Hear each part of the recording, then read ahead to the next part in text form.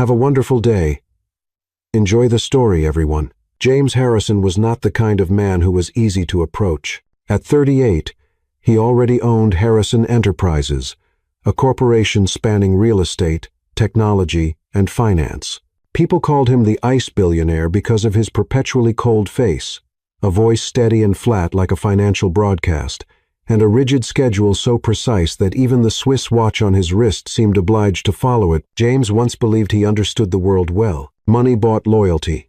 Contracts bound people. But a few years ago, the betrayal of a close business partner had left a deep crack in him. Since then, James had been wary of everyone, including those working inside his own home. Strangely enough, despite his immense wealth, he couldn't seem to keep a maid. Most lasted only a week. Some were far too curious, others clumsy, and a few even dared to accidentally take sparkling belongings out of the mansion. James never bothered to explain. He would simply drop one curt word, "Fired." And so, every few weeks, Harrison Enterprises' HR department had to post another ad. Housekeeper and personal maid for Mr. Harrison. Everyone knew this was a job high-paying but nearly impossible to survive. That morning, James sat in the grand living room, flipping quickly through the file of the latest applicant. He didn't expect much. The next one would be just like the rest, either overly polite in a fake way or far too ambitious, until the door opened and a female voice rang out, "Good morning, Harrison.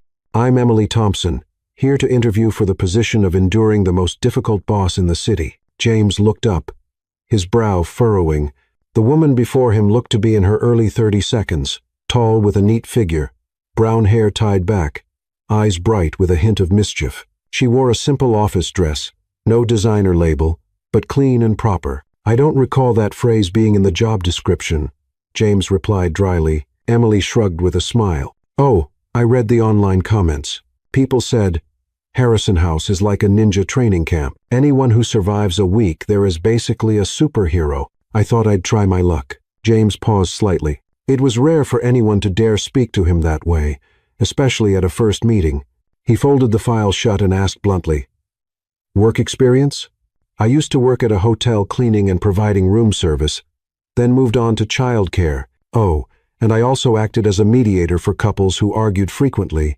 Basically, I know how to clean, cook, and make people less grumpy." James shot her a sharp, icy glance. "I don't need a comedian. Too bad, because joking is my instinct. But don't worry, I can still make the floor shine." He inhaled shortly, suppressing irritation. But deep down, the corner of his lips almost wanted to lift. Strange. "Anything else I should know?" Emily hesitated slightly before answering, "I'm a single mother. My daughter is 6. Sometimes I may have to bring her along if I don't have anyone to watch her. If that's not acceptable, I understand." James locked his gaze on hers. Usually, the mention of a child was enough for him to cross out a candidate immediately. His mansion was no place for kids running around, but somehow, the honesty in her eyes made him not want to say no. "I'll give you a 1-week trial," he said at last. "But don't get your hopes up. Most don't last until the 7th day." Emily laughed as if he had just told a joke. "Then I have a chance to set a record. I've always liked challenges." She extended her hand for a shake. James froze for a moment, then reluctantly touched it. Her palm was warm, soft, yet firm, completely at odds with the frost inside him. When Emily walked away to begin her first day of work, James remained still for a while. He told himself, "It's only a week. She'll end up like the others." And yet, deep within, a faint sound stirred, like sunlight slipping through a crack in the door. Maybe this time would be different. James Harrison never trusted anyone, especially after countless disappointments. His trust felt like a crystal glass dropped onto stone, shattered into so many pieces, no one could ever mend it. That was why, whenever a new employee set foot in his vast mansion, only one thought crossed his mind: how long will it take for them to reveal their greed? Emily Thompson, the new maid hired that very morning, seemed different, but James refused to be fooled by those sparkling eyes and that playful smile. Too many times he had seen people pretend to be virtuous, only to later squeeze him for money and exploit his trust. That afternoon, James came up with an idea to test her. He decided to stage a little play. His study was a room few ever entered except for cleaners. It was a large space floored with dark wood, high ceilings, one wall of glass windows overlooking the garden, and another lined with towering bookshelves. In the corner stood a sleek safe, as sturdy as a miniature fortress. James opened the safe, pulled out a few stacks of crisp bills, and deliberately left the door ajar, dropping a few notes on the floor where they could not be missed. Then he leaned back in his leather chair, arranging himself as if exhausted from work and drifting into sleep. In reality, behind half-closed lids, he observed everything. His heart didn't race from anxiety, but from curiosity. This was nothing less than a game he always won. A soft knock sounded at the door. "Mr. Harrison, may I come in?" It was Emily. She pushed the door open, carrying a mop and a bag stuffed with cleaning tools. Her demeanor remained light and easy. She even hummed a cheerful little tune. James kept his expression neutral, tilting his head slightly as if in deep sleep. Emily began dusting the bookshelves, moving around the room. Then her gaze landed on the safe. James tensed, his heartbeat giving one sharp thud. She had seen it. A few bills lay scattered on the floor, glowing green in the crisp shine of $100 notes. Emily's eyes widened briefly. James could almost predict what would come next. She'd bend down, pick them up, and slip them into her pocket. But what happened instead left him frozen. Emily didn't pocket the money. She bent down, gathered each bill, smoothed the edges gently, and placed them neatly on the desk. Then, instead of leaving the stack in a messy pile, she began arranging it. First into a square, she frowned and changed it to a circle. Finally, with a soft laugh, she shaped the money into a heart. From the chair, James had to use every ounce of self-control not to leap up. A billionaire who had witnessed every kind of scheme was now struggling to keep still because of one action. Strange, whimsical, and oddly endearing. And that wasn't all. Emily pulled a yellow sticky note from her pocket, scribbled a few lines, and stuck it beside the bills. "Money needs to be tidy too, so it can multiply better. Boss." Signed with a round little smiley face. James was stunned. His throat tightened with a feeling he couldn't quite name.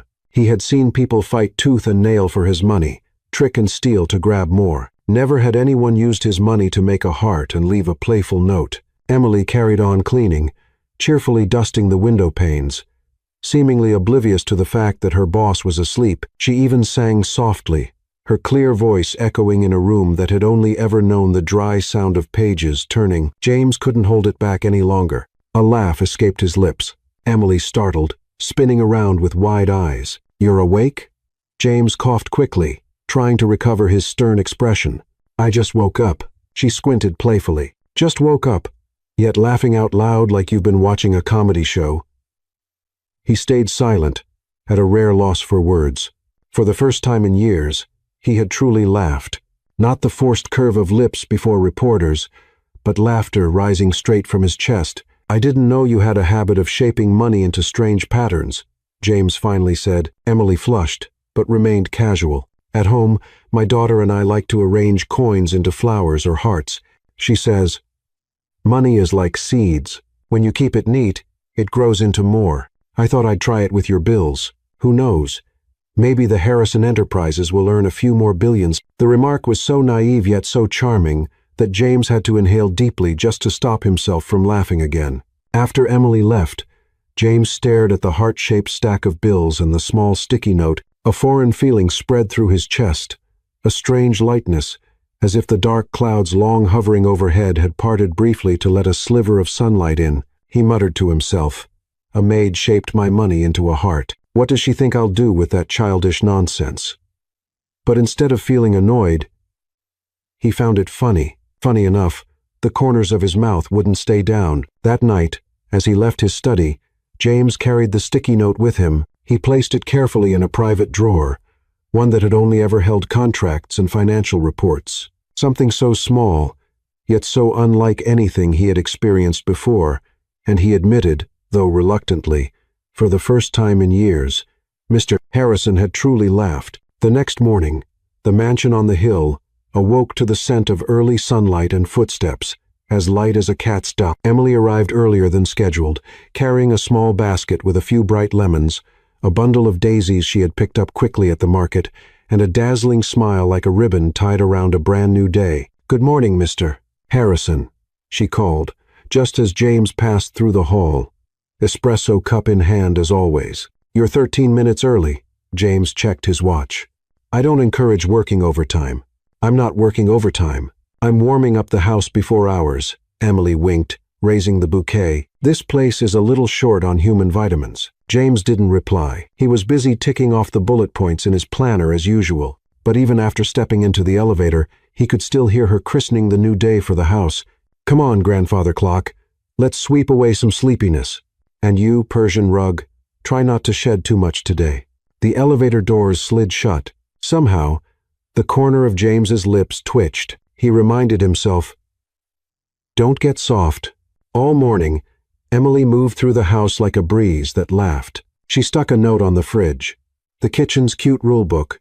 1. Wash hands. R. Smile once. San.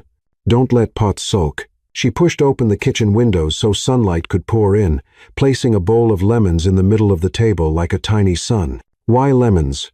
James asked casually as he passed by, his tone still even. "Because when you see yellow, your brain believes life isn't so bad.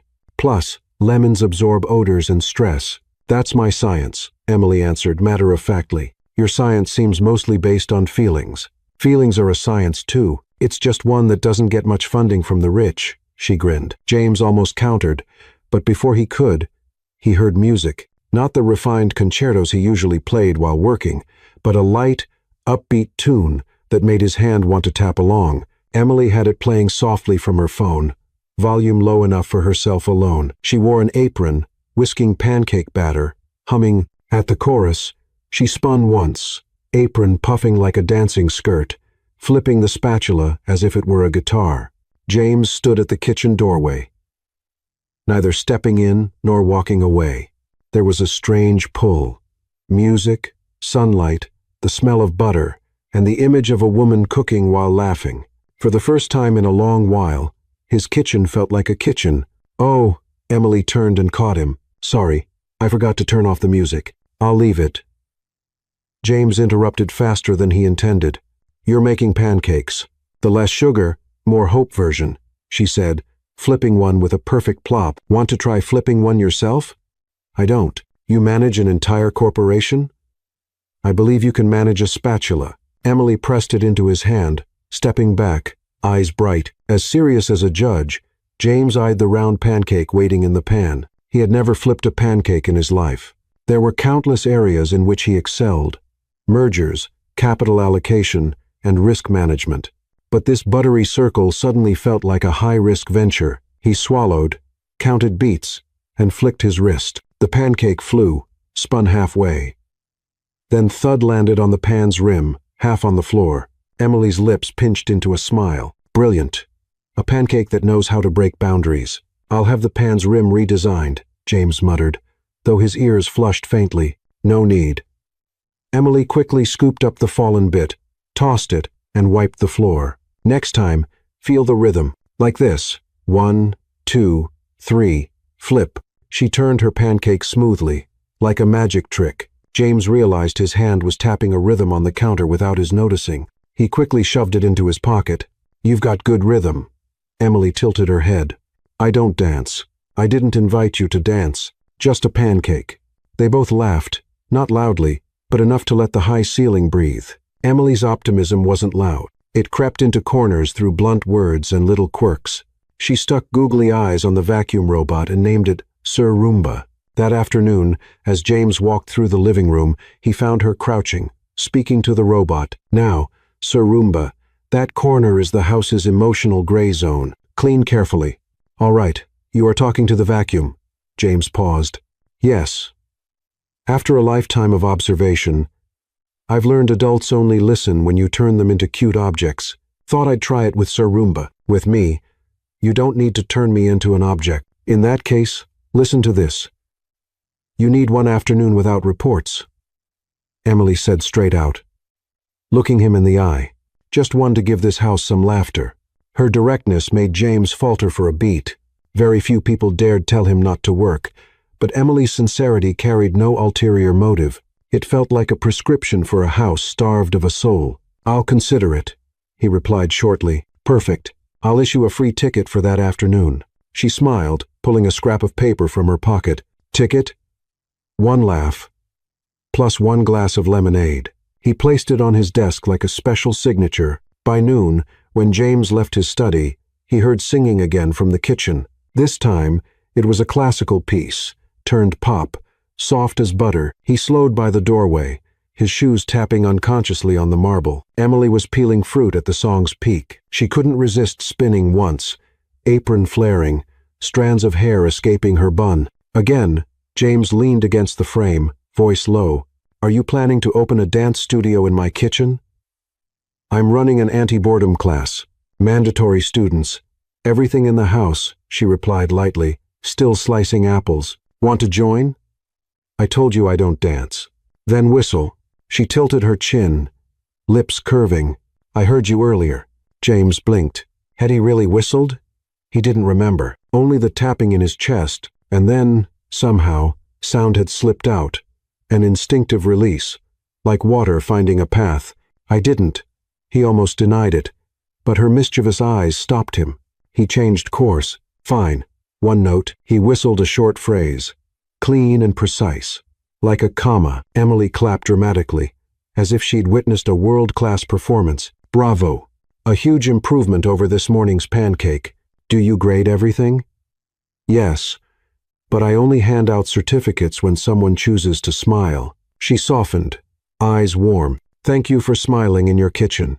James turned to leave, but stopped. He glanced around. Sunlight sketched bright strokes on the walls. The bowl of lemons glowed like an exclamation point. The cute rulebook clung cheerfully to the fridge, and from the living room, Sir Roomba buzzed by, its googly eyes wobbling in agreement. His house, once cold as an executive office, now bore fingerprints of life. That afternoon, Emily moved on to the library. She didn't rearrange the books she knew. James hated that, but dusted their spines, murmuring a few titles as if greeting old friends. At the neglected piano, she lifted the lid and tried a chord. The sound rang out awkward, like a guest who had forgotten its manners. You play? James appeared at the doorway, his shadow stretching across the rug. I press keys. Playing is still under negotiation, Emily joked, tapping a few notes into a bright, water-drop phrase. This piano is sad. Do you know why? Because no one plays it. Because no one was happy when they did. She closed the lid and turned to him. May I open the library windows every morning? Let the light in. Books need sun, too. James studied her longer than usual. His gaze was no longer simply assessing. It was measuring something else. The temperature of the house and of himself. All right, but avoid direct sunlight on the rare manuscripts, he said quietly. Almost a whisper. I'll give them sun hats, Emily teased. Don't. He stopped, then unexpectedly smiled. Just use the curtains.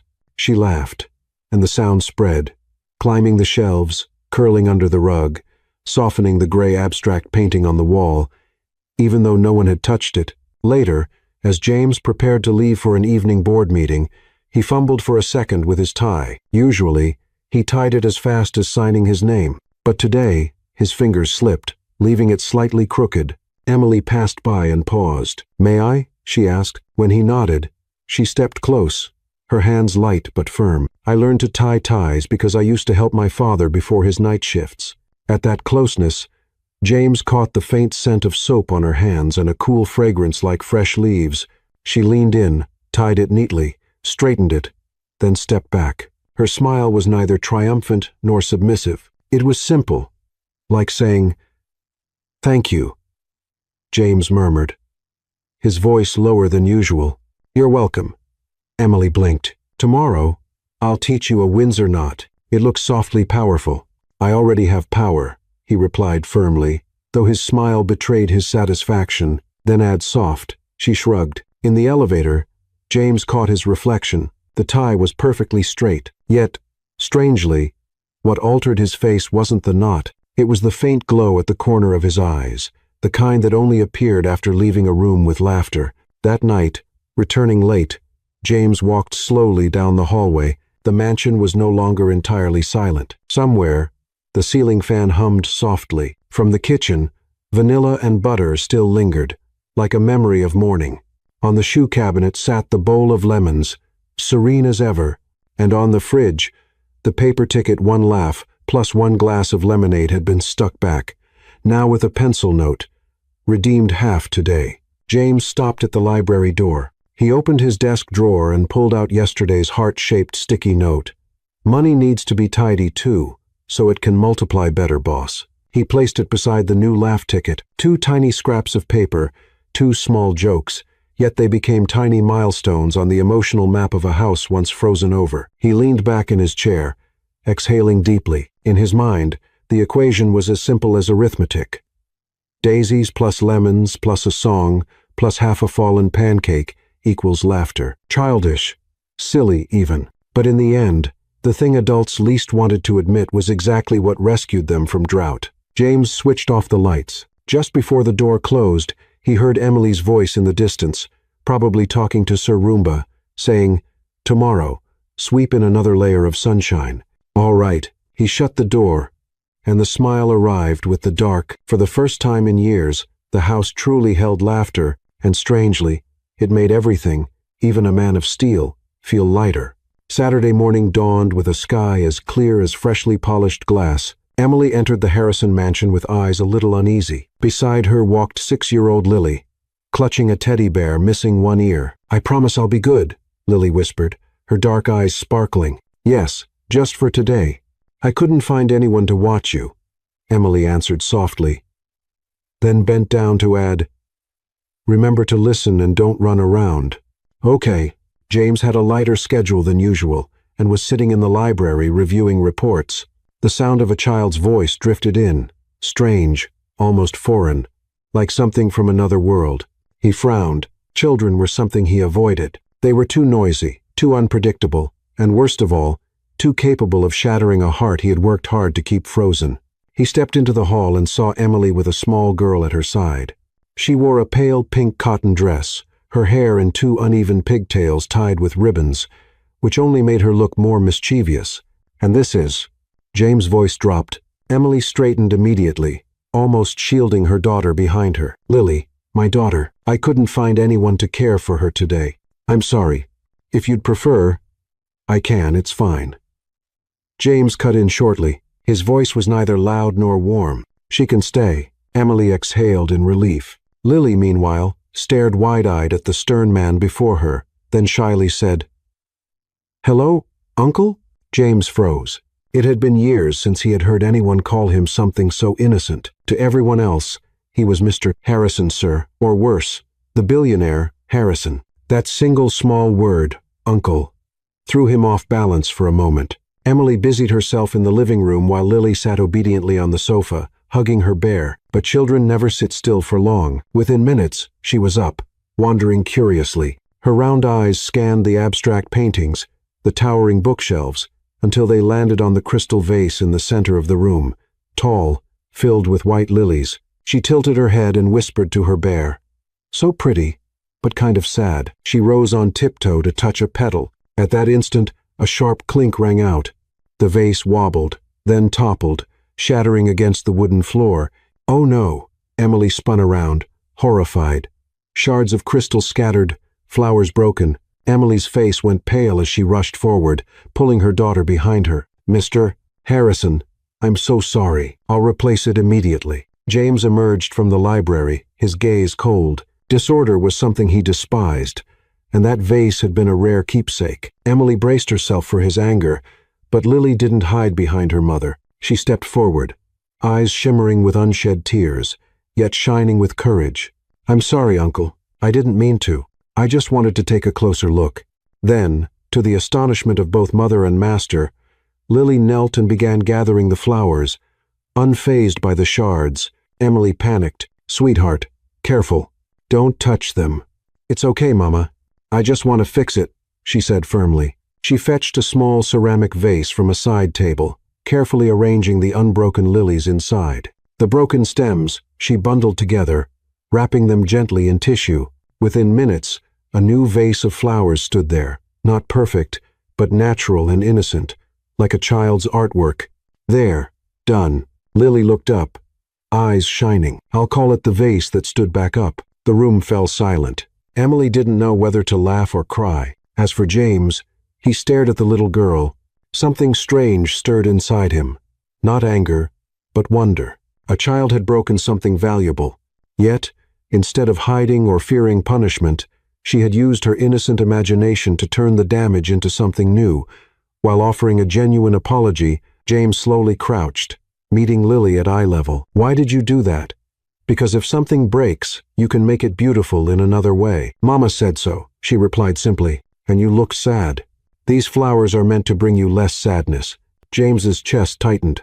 He couldn't remember the last time anyone cared about how he felt. Emily watched nervously, waiting for his verdict, but James simply stood, then said to the little girl, the vase that stood back up, "Not bad." Lily's eyes lit up. She tugged her mother's hand. "See, Mama, I told you he's not scary at all." Emily flushed. "Lily." And for the first time in years, James chuckled softly, brief but real. That afternoon, back in the library, James found himself dwelling on an unfamiliar thought. This house had held only silence and flawless objects for years, but it was a broken vase, gathered and reimagined by a child, that finally gave the place a soul. He realized the greatest lessons didn't always come from conferences or boardrooms, but from a 6-year-old girl with bright eyes and small hands. "The vase that stood back up," he murmured, lips curving slightly. And to his surprise, he felt as if his own heart had stood back up a little after so many heavy years. The Harrison mansion had been designed for lavish parties. The dining room stretched so long that even with 10 people seated, it still looked empty. Chandeliers glittered, cutlery shone in precise rows. Yet, since it was built, James had never truly used it for a meaningful meal. Most of the time, he ate quickly in his office or had his assistant bring food in. But today, words left his lips that startled even himself. "Miss Thompson, tonight, cook me a meal. I want to see if your taste can satisfy someone as discerning as I am." Emily, wiping down the kitchen counter, snapped her head up. Her brown eyes lit up as if sparked. "Oh, so I'm being invited to dinner with the boss. Is this an honor or a test?" "Both," James replied evenly, though a flicker of curiosity hid in his eyes. "Then you'd better be ready because my cooking isn't fancy. I cook to eat, not for magazine photos." James raised a brow. It had been a long time since anyone spoke to him so casually, like he was just a man, not a powerful billionaire. Emily chose simple dishes: creamy pumpkin soup, green salad, and roasted chicken with honey glaze. The aroma spread quickly through the vast kitchen, chasing away its usual chill. James entered, his jacket off, wearing only a white shirt. He rarely set foot in the kitchen, yet now he stood watching her closely. "Why, honey?" he asked. "Because it's both sweet and warm," Emily said, eyes on the tray of chicken. "Difficult people often need a little sweetness to soften their hearts." James cleared his throat, masking how directly her words had struck him. "You think I need softening?" "Not just need, desperately need." She teased with a quick grin. "Mr. Harrison, you frown too much. Soon you'll have 3 extra wrinkles." He stiffened slightly. From anyone else, that would have cost them their job. But with Emily, he didn't feel irritated. Instead, he felt lighter. When the meal was ready, Emily pulled out a chair across from him. "I expected you to sit at the head of the table, a whole meter away, like some aristocrat in a movie." "I don't like theater," James said, sitting beside her rather than at the head. "That would feel like a board meeting." "Good. At least now we can hear each other chew," Emily quipped, nearly making him choke on his drink. He glanced at her. She was happily munching on salad without the slightest pretense. Her unguarded air stood in stark contrast to the lavish dinners he'd attended, where everyone smiled politely while second-guessing each other. "So, what do you think?" she asked when he tasted the chicken. James chewed slowly, deliberately, keeping his face serious. "It's decent." "Just decent?" Emily put her hands on her hips. "I spent all afternoon marinating that chicken. If you're grading like that, I'll just make instant noodles tomorrow." He broke into laughter, real, unrestrained laughter. The sound filled the wide dining room, surprising even him. "All right, delicious. Truly delicious. I rarely compliment anyone's cooking." "Then I'll take it." Emily shrugged. Though the pink in her cheeks betrayed her pleasure, the meal continued in an unexpected warmth. Conversation, laughter. Emily shared stories from her hotel job, including a peculiar guest who demanded room service at 3:00 the morning because his dog had barked. I told him, "Sorry, sir. I clean rooms, not do therapy for dogs," she recounted, eyes sparkling. James chuckled, shaking his head. "You do know how to surprise people. Good surprise or bad? Haven't decided yet?" But his voice carried amusement. Emily casually added another piece of chicken to his plate. "Eat more. People who frown frequently often appear to lack energy. I don't frown." "You just frowned, saying, 'I don't frown,'" she shot back. James went quiet for 3 beats, then laughed again, this time openly. As dinner wound down, Emily poured him a glass of honey lemonade. "This is a healing drink. If you don't feel better after this, you can deduct it from my paycheck." James took a sip. The sweet, cool taste slid down his throat, bringing a strange comfort, simple and peaceful. He looked around the table. 2 plates of simple food, a vase of daisies Emily had placed in a ceramic. The atmosphere wasn't luxurious, but it eased his heart. A memory flickered. Long ago, as a child, he had meals like this. His mother's laughter, his father's spoon tapping in rhythm, all gone now, buried under mountains of contracts and sterile banquets. And tonight, inexplicably, that memory returned. He turned to Emily. She was finishing a piece of bread, eyes bright and carefree. For the first time in years, James realized he didn't feel alone in his own home. The dinner ended with more laughter than he'd had in 5 years combined. As Emily cleared the table, he found himself saying, "Tomorrow night, if you're free, maybe we can try another dish." Emily looked up, narrowing her eyes playfully. "Planning to turn me into your private chef?" "No," James answered slowly. "I just want to have dinner with a friend." Emily froze for a moment, eyes flickering with surprise. Then she smiled, a soft, warm smile. "Then it's a date. Friend." James left the dining room with an unfamiliar feeling. Friend, a word long absent from his life of power and isolation, had returned.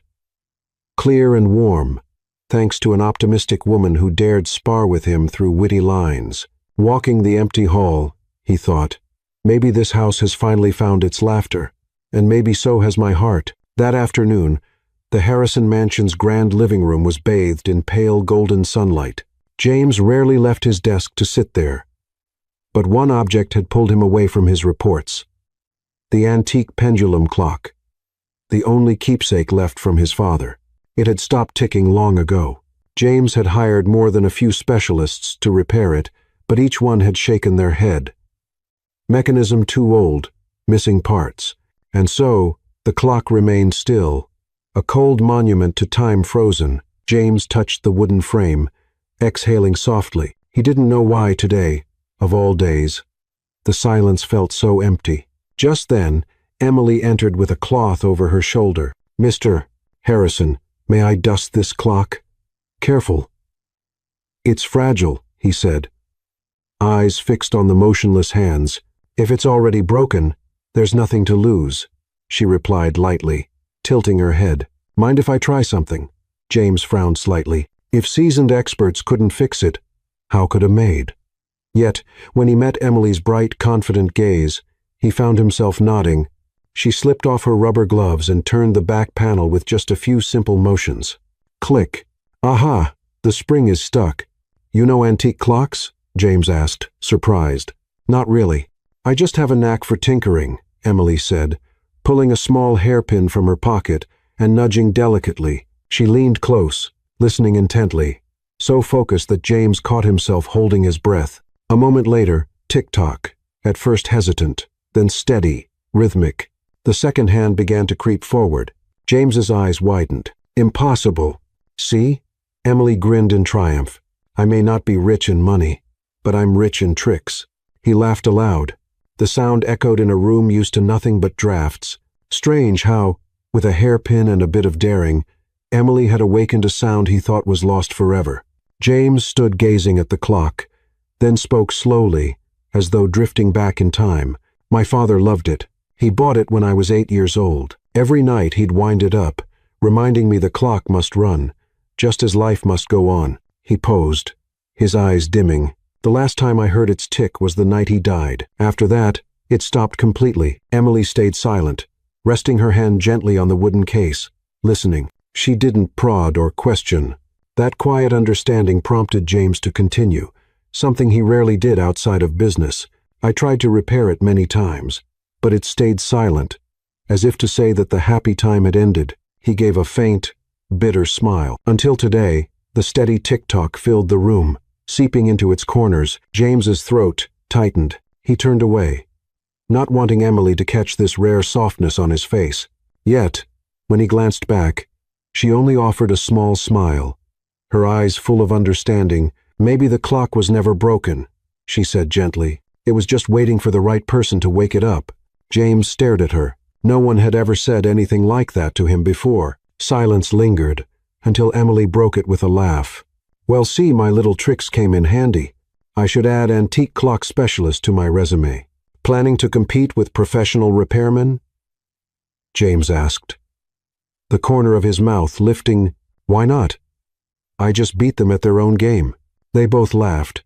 Their voices mingled with the tick-tock, brightening the once gloomy room. That evening, after Emily had gone home with her daughter, James remained in the living room, eyes on the clock's moving hands. In his mind echoed her voice.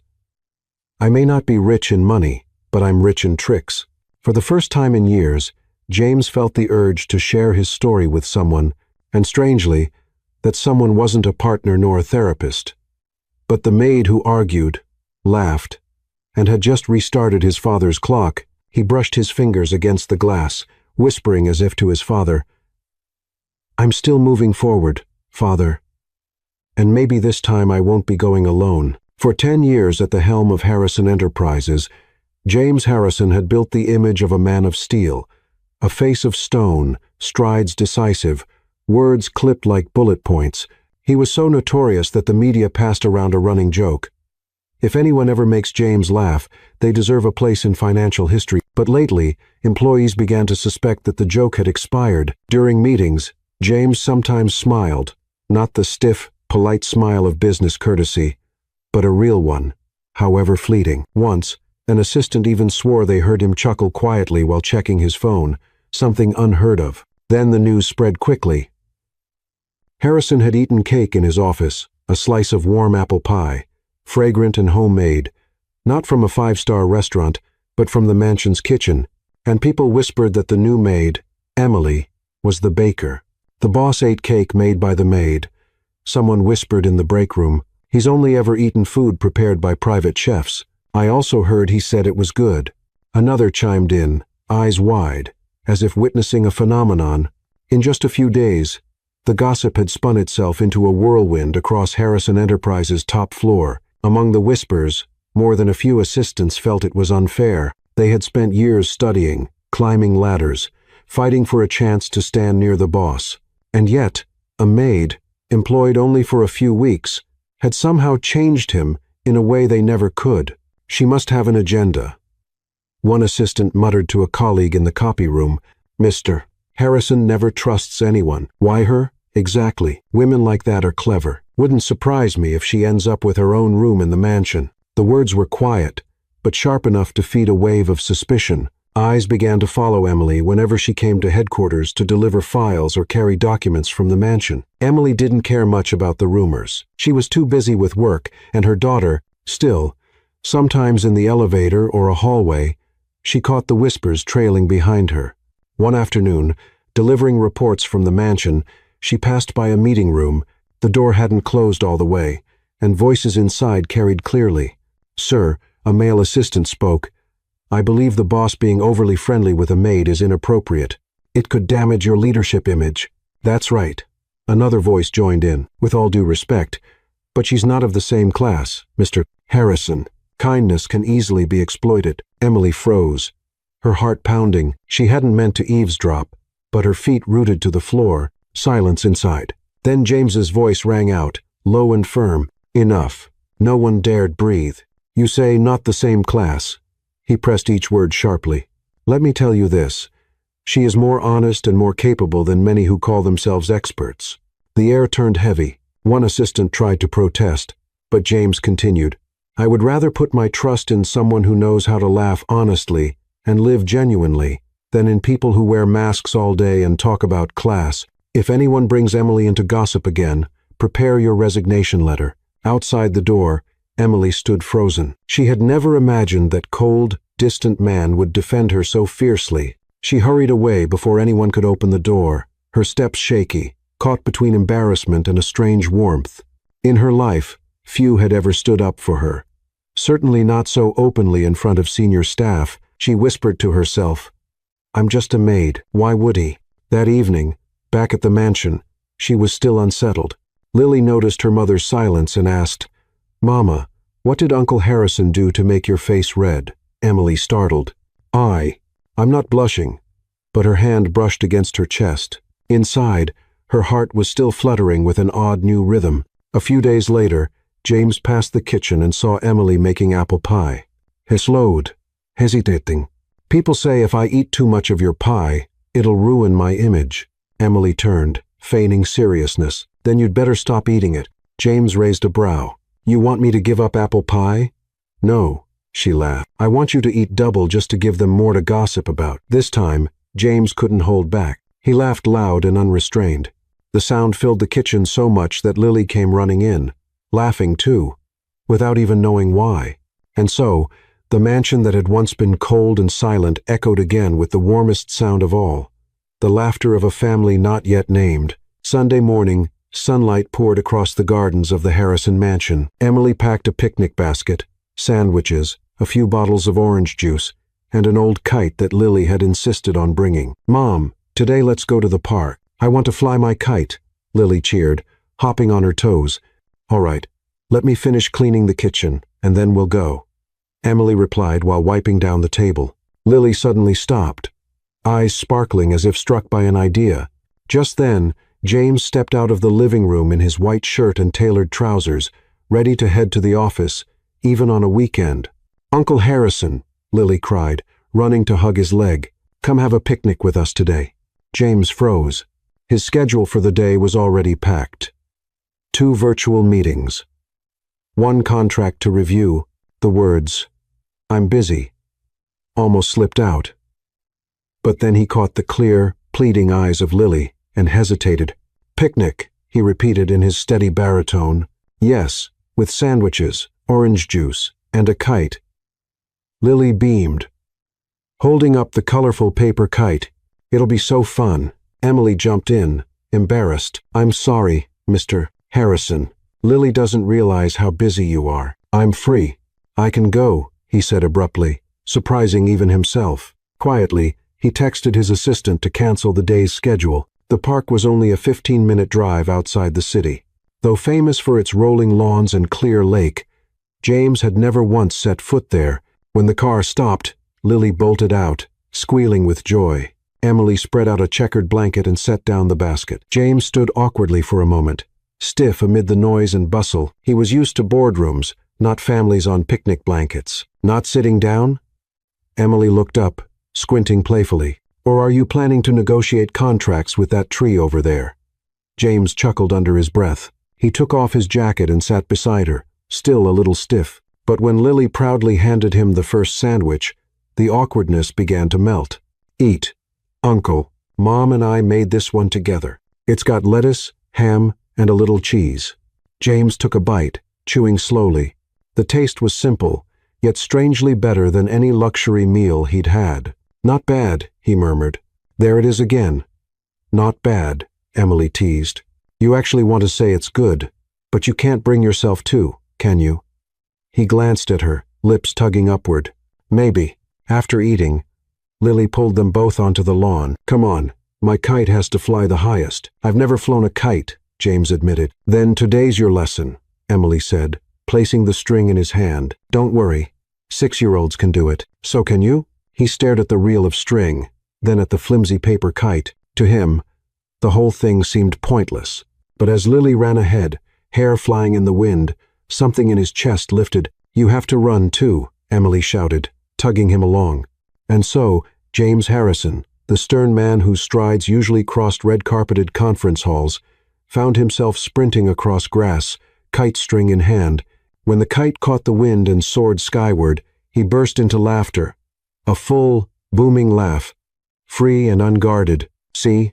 Lily clapped. "I told you you could do it." Later, The three of them rested beneath a large tree. Lily invented a game of tossing paper balls. One throw went too far, hitting James squarely and spilling orange juice down his crisp white shirt. "Oh no, I'm sorry. I didn't mean to," Lily gasped. Emily panicked too. "I'll wash it right away, Mr. Harrison." But James laughed so openly that both mother and daughter stared in shock. He unbuttoned his jacket, leaving the stain to spread. "It's just a shirt. Honestly, I feel better when it's not so perfect." Emily froze. In that moment, he wasn't the exacting billionaire boss. Just a man letting himself enjoy being ordinary. The sun dipped low, casting a golden glow over the lake. Lily, exhausted from play, fell asleep in her mother's arms. James sat across, silently watching. He realized the joy of the day hadn't come from numbers in a report or a deal closed. It came from a child's laughter, from a clumsy sandwich made with care, from a kite climbing into the sky. Softly, almost to himself, he whispered, "Maybe happiness really is this simple." Emily lifted her gaze, meeting his. In the quiet of dusk, no words were needed. Both of them understood. Some moments are small, yet powerful enough to change an entire heart. That noon, the Harrison mansion was quieter than usual. James had just finished a virtual board meeting and walked down to the dining room, only to notice there was no familiar aroma drifting in from the kitchen. He frowned, a strange unease rising in his chest. He searched the ground floor, but saw no sign of Emily. Just then, a soft cough came from the small lounge next to the kitchen. James pushed the door open and found Emily slumped against the wall, face flushed, eyes shut tight. Lily sat beside her, panicked. "Uncle Harrison, Mama has a fever. I don't know what to do." James froze. In all his years running a corporation, he had handled billion-dollar deals and media crises, but this moment left him flustered. "It's all right," he said softly, stepping forward to support Emily. Her skin burned with heat, her forehead damp with sweat. Emily opened her eyes, lips trembling. "I'm sorry. I must just be exhausted. Let me rest a little, and I'll be fine." "Quiet. Don't talk," James ordered, but his voice carried unexpected gentleness. He lifted her into his arms as carefully as if the slightest force might break her. Emily's eyes widened in surprise, her heartbeat stumbling. It had been so long since anyone had held her like this, safe, steady, and warm. He laid her on the bed and tucked the blanket around her. Lily sat at the edge, clutching her mother's hand. "Watch over her." "I'll do something," James said, before realizing he had never cared for a sick person before. He hesitated, then declared, "I'll make porridge." The Harrison kitchen had rarely seen such chaos. James rolled up his sleeves, pulled rice from the fridge, but fumbled, unsure how to wash it. Water splashed everywhere. Grain spilled over the counter. Lily stood beside him, frowning like a tiny schoolteacher. "Not like that, Uncle. Mama taught me.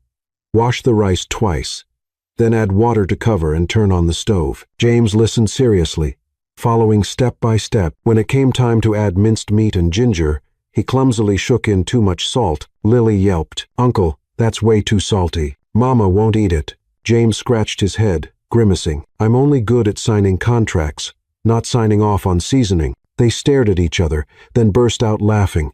The tension eased in the kitchen, once filled only with the clink of silverware, now echoed with chatter and laughter. At last, the porridge was done.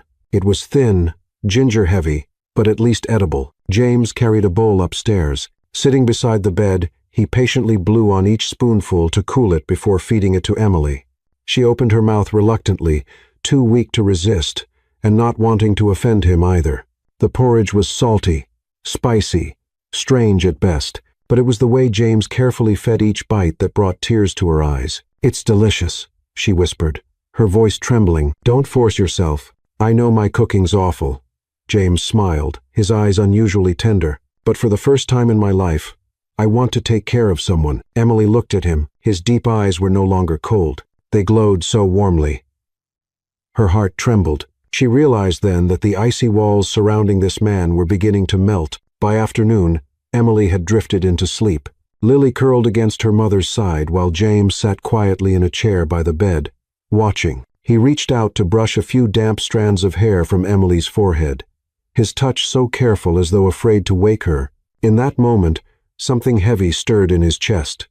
Not pity, not duty, but a deeper desire to protect these two, not for a day, but for always. He had thought happiness was found in rising profits, in soaring stock prices, but now, looking at Emily's tired face and Lily's peaceful sleep, James understood true happiness was this simple. Having someone to care for, and someone who made his heart want to stay. He sighed softly, then smiled. Maybe I've found the family I've always been missing. That evening, when Emily woke, she saw she was still carefully covered with a blanket. On the bedside table sat a fresh bowl of porridge, steaming, this time seasoned just right. James was slumped by the window, head resting back, dozing. She gazed at the once cold, distant man, and her chest filled with something indescribable. Perhaps, she thought, the moment he carried her to bed, gentle as if she were a treasure, was the true turning point. Her hand brushed the warm bowl. She whispered softly, "Thank you, sir." "No, thank you, James." In the dim light, James's eyes flickered open. He had heard every word, and he knew from this moment on, nothing would ever be the same. On a Monday morning, James walked into the Harrison Corporation office as usual, but the moment his secretary handed him that day's financial newspaper, he froze. On page 2 was a blurry photo, blurry yet clear enough. Him sitting on the grass holding a kite beside a woman and a little girl laughing brightly. The bold headline screamed, "Cold Billionaire Harrison unexpectedly seen with a mysterious little family." James frowned, his icy expression immediately snapping back in place. Indeed, on that picnic day, he hadn't noticed anyone taking pictures, but the media never missed a chance to embellish a story. That afternoon, during a video call with his relatives, he heard the sharp scolding tone. "James, what on earth are you doing? The board and the press are all speculating. A housemaid? Do you realize if this spreads, it will be seen as a stain on our name?" Another relative chimed in. "Don't let personal feelings get in the way. The press exaggerates everything. You are a Harrison. The family's reputation cannot be shaken by some nameless woman." James fell silent. Since childhood, he had been used to harshness, used to the heavy shadow of the family and the corporation. But this time, inside him arose another voice, stronger than all the familiar pressure. He remembered that picnic, Lily's laughter, Emily's radiant eyes as she watched her daughter running across the grass, and even himself. He had smiled a real smile, not a polite one, not to prove anything. How long had it been since he last felt like a normal human being? Slowly, he spoke into the screen. "There are things that can't be measured by reputation or shares. You can think I'm weak, but I will not lose the most precious thing I've just found again." The other end went silent. No one dared to say another word. Meanwhile, at the mansion, Emily was scrubbing and tidying up. Her mind in a state of chaos. She had heard the news. Pictures of James at the picnic with her and Lily had spread across forums. People were buzzing, some jealous, others mocking. Even a maid can climb up to a billionaire. Emily bit her lip hard. She knew exactly who she was.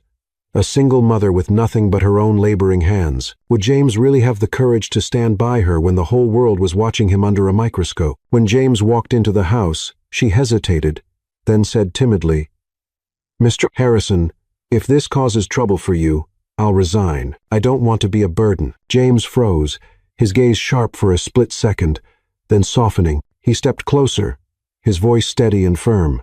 "Emily, never think of yourself as a burden. If anyone should leave, it's the gossip, not you." She looked up, her eyes brimming with tears. Yet the fear still lingered. "But I'm just..." He cut her off. "You're the one who brings laughter into this house. And Lily, she's the light I've never had in my life." At that very moment, Lily came running in from the yard, hugging James's leg tightly. "Uncle James, I just told my friends at school that you ate Mommy's cake." Both adults froze. Emily flushed red while James chuckled, ruffling the little girl's hair. "And what did your friends say?" "They said that means Uncle James likes Mommy," Lily answered innocently, her eyes sparkling. "And I think so too. When you look at Mommy, your eyes shine." Emily turned away, heart pounding wildly. James looked at the child, then at Emily, his voice deep yet warm. "Lily, you're smarter than most adults." In that moment, Emily could no longer deny it. What Lily had blurted out so naturally was the very truth she had tried to hide. Her heart had already stirred, and the man before her, even standing in the middle of a storm of public scrutiny, remained unwavering like a wall against the wind. As night fell, Emily sat by the window, her heart still tangled in fear and hope. But this time, when she heard James's footsteps approach, she didn't retreat. Standing behind her, James said softly, "I don't know how hard the future will be, but one thing is certain. I won't let anyone separate me from you and Lily." Emily clenched her hands tightly, tears streaming down her cheeks. "In the dark," she whispered, "I believe you." It wasn't just a promise of trust. It was also an acceptance of the feelings that had been quietly growing, breaking through every barrier. That afternoon, Emily received an unexpected invitation from James. He appeared in the kitchen, where she was busy with a batch of pastries, his expression serious yet slightly awkward. "Emily, tonight I have a party. Would you come with me?" She jerked her head up so quickly that the spoon in her hand nearly slipped. "Me? Mr. Harrison? I'm just the help. How could I possibly?" James cleared his throat, avoiding her gaze as though even he wasn't used to asking anyone this sort of thing. "Not as the help. I want you by my side." The words froze Emily in place. Heat rushed to her cheeks, but in the end, she gave a small nod. When she stepped into the Grand Hotel ballroom that evening, Emily felt as if she'd wandered into another world. Crystal chandeliers glittered overhead, gowns shimmered like liquid silk, and golden light danced on the surface of wine glasses. She wore a simple dress James had arranged for her hair neatly pinned up, no heavy makeup, only the shy curve of her smile. For a moment, eyes lingered on her. Whispers trailed through the crowd. Who is she? She's not the type of woman James usually brings. She looks so genuine. Emily's confidence faltered. But then a guest accidentally dropped a silk scarf. Without hesitation, Emily bent to pick it up, adding with a sheepish grin, "Good thing it wasn't a glass of wine, or I'd be on my hands and knees scrubbing the floor." Laughter rippled through the crowd. Her honesty and quick wit melted the stiff, formal air. An older chairwoman leaned over to James and whispered, "This young woman is truly delightful." James glanced at Emily, a strange warmth rising in his chest. In a world full of pretense and competition, she was like a small flame, radiating warmth without ever trying. Throughout the evening, Emily unknowingly spread smiles everywhere she went. She helped a flustered waiter balance a heavy tray, guided an elderly guest who'd lost his way in the hall, and chatted with people as if kindness was second nature. From across the room, James watched quietly. Something inside him cracked open. For so long, his life had been only about power, reputation, and cold negotiations. But Emily, so innocent, so genuine, had breathed life into the entire room, and he realized he no longer wanted a world that didn't include her. When the party ended and the guests began to leave, James quietly led Emily to the hotel garden, where strings of fairy lights glowed along the path. The night air was cool, carrying the faint scent of blossoms. Emily hesitated. "Thank you for tonight, but I'm sure I embarrassed you." People looked at me strangely. James shook his head, his voice low and steady. "No, Emily. You lit up that room." She lowered her eyes, her heart racing faster than usual. He studied her for a long moment. His gaze held both certainty and nervousness, like a man about to do something he'd never done before. Finally, he exhaled and murmured, "I'm not good at saying these kinds of things, but I don't want you to be just the housekeeper anymore. I want a lifetime." Emily froze, certain she'd misheard. "You? What did you say?" James frowned, awkward as a schoolboy. "I mean, I want you and Lily to be part of my life. Not for a few days, not just a fleeting emotion. Forever." Silence settled around them. Emily's hand flew to her mouth, her eyes shimmering. She had never imagined that this cold, powerful man could speak such clumsy yet heartfelt words. She laughed softly through her tears. "Mr. Harrison, I don't even know how to respond. I never thought I deserved." He stepped closer, took her hand, his voice rough with emotion. "Don't call me Mr.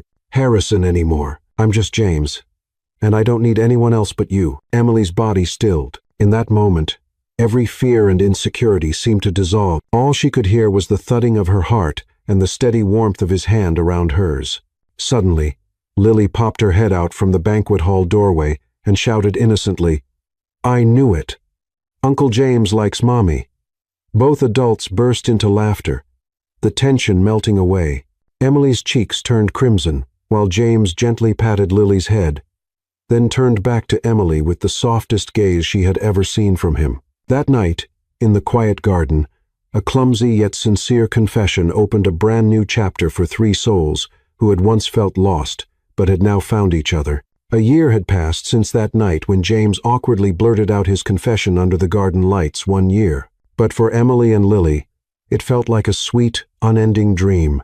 Emily was no longer the quiet maid who silently swept floors or cooked breakfast every morning. She had become the wife of James Harrison, but to her, that title wasn't about wealth or status. It was proof that after all the storms, she finally had a true home.